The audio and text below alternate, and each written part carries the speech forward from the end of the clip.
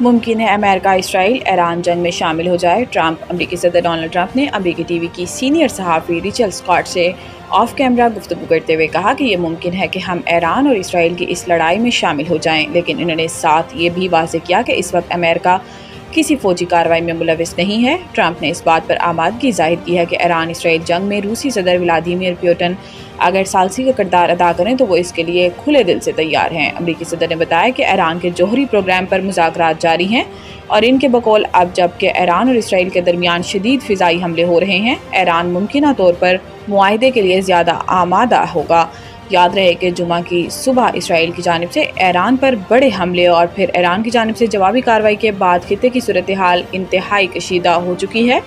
ایران نے اتوار کو امریکہ کے ساتھ مذاکرات کا چھٹا دور منسوخ کر دیا تھا، جو کہ پہلے سے طے شدہ تھا۔ وزیر اعظم نے ٹیکس فراڈ کرنے والے تاجروں کی گرفتاری کی تجویز کا نوٹس لے لیا ہے۔ ذرائع کا کہنا ہے کہ اجلاس میں وزیر خزانہ، چیئرمین ایف بی آر اور وزیر قانون شریک ہوں گے۔ فائنانس بل میں شامل اس چیک کے تحت ایف بی آر کے کمشنر کو ٹیکس چوری یا فراڈ میں ملوث تاجروں کو بغیر وارنٹ گرفتار کرنے اور سزائیں 10 سال تک بڑھانے کی تجویز شامل کی گئی ہے۔ تاجر تنظیموں اور بزنس کمیونٹی نے اس مجوزہ اختیارات پر سخت تحفظات کا اظہار کیا۔ پاکستان بزنس کونسل نے وزیر اعظم کو باقاعدہ خط لکھ کر ایف بی آر کے اختیارات پر نظر ثانی کا مطالبہ کیا تھا۔ خط میں کہا گیا تھا کہ یہ اقدام کاروباری فضا کو برباد کرنے کے مترادف ہوگا۔ علاوہ ازیں قومی اسمبلی کے اجلاس میں پیپلز پارٹی کے رہنما عبدالقادر پٹیل نے فائنانس بل میں شامل ان شقوں پر شدید تنقید کی۔ قومی اسمبلی کے اجلاس میں خطاب کرتے ہوئے ان کا کہنا تھا کہ پیپلز پارٹی عوامی مفادات کے خلاف کسی شے کی حمایت نہیں کرے گی۔ انہوں نے کہا کہ یہ بجٹ ٹیکس وصولی نہیں بلکہ بھتہ گیری لگتی ہے۔ ایران میں پھنسے پاکستانی طلباء و طالبات کا قافلہ وطن واپسی کے لیے روانہ۔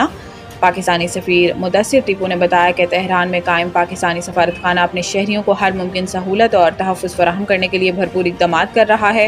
موجودہ کشیدہ حالات کے تناظر میں پاکستانی سفارتی عملے کی سرگرمیاں تیز کر دی گئی ہیں تاکہ ایران میں موجود تمام پاکستانی بحفاظت وطن واپس آ سکیں۔ وزارت خارجہ کی جانب سے بھی بارڈر پر انتظامات کو حتمی شکل دے دی گئی۔ مشرق وسطیٰ میں جنگی صورتحال کے بعد ایران اور عراق میں ہزاروں پاکستانی مذہبی سیاح اور دیگر افراد پھنس گئے ہیں، جبکہ متاثرہ افراد کو پاکستانی سفارت خانوں سے بھی رابطے میں شدید مشکلات کا سامنا ہے۔ تہران اور بغداد میں جاری کشیدہ صورتحال کے باعث ایران اور عراق میں ہزاروں پاکستانی مذہبی سیاحوں دیگر افراد پھنس گئے۔ پھنسے ہوئے پاکستانیوں کا کہنا ہے کہ تہران میں پاکستانی سفارت خانے کا واحد ایمرجنسی نمبر بند ہے، جبکہ عراق میں بھی پاکستانی سفارت خانے کی ایمرجنسی نمبرز کوئی نہیں اٹھا رہا۔ ملزم کی ضد کی وجہ سے نتیجہ حاصل نہیں ہوا، عمران خان کے پولی گراف ٹیسٹ کی درخواست کا تحریری حکم نامہ جاری۔ لاہور کی انسداد دہشت گردی عدالت کے جج منظر علی گل نے عمران خان کی پولی گراف اور فوٹوگرامیٹک ٹیسٹ کرانے کی درخواست پر 3 صفحات پر مشتمل تحریری فیصلہ جاری کیا۔ اے ٹی سی جج نے فیصلے میں کہا کہ عدالت نے بانی پی ٹی آئی کو بے گناہ ثابت کرنے کے لیے بڑا منصفانہ موقع دیا، مگر ملزم کی ضد اور انکار کی وجہ سے کوئی نتیجہ حاصل نہیں ہو سکا۔ عدالتی حکم نامے میں کہا گیا ہے کہ عام ملزم کے پاس ٹیسٹ کروانے سے انکار کرنے کا چانس نہیں ہوتا۔ ملزم نے نہ صرف ٹیسٹ کروانے سے انکار کیا بلکہ تفتیشی ٹیم سے بھی نہیں ملا۔ عدالت یہ قانونی نقطہ سمجھنے سے قاصر ہے کہ تفتیش کس طرح مکمل کی جائے۔ اے ٹی سی جج نے فیصلے میں کہا کہ ظاہر ہوتا ہے کہ بانی پی ٹی آئی تفتیش ٹیم سے تعاون نہیں کیا۔ تفتیشی افسران تفتیش کو ٹیکنیکل گراؤنڈز پر مکمل کریں۔ خانپور مارکیٹ کمیٹی آفس میں پارکنگ سٹینڈ، ریٹ لسٹ، سبزی پھل، پولٹری سبزی منڈی، کینٹین سبزی منڈی، گلا منڈی خانپور اینڈ ظاہر پیر کی بولی جاری۔ Administrator Samiullah, secretary market committee Mian Mazhar Rashid, secretary market committee Rahimia Khan, Aamir Shah دیگر بھی موجود۔ خبر شامل کرتے ہیں ترنم محمد پناہ سے۔ ڈاکٹر زبیر حسن ناول صاحب نہایت ہی اچھے اور باعزت گھرانے سے تعلق رکھنے والے انسان ہیں اور ہمیشہ خدمت خلق کو ہی انہوں نے عظیم عبادت سمجھا ہوا ہے۔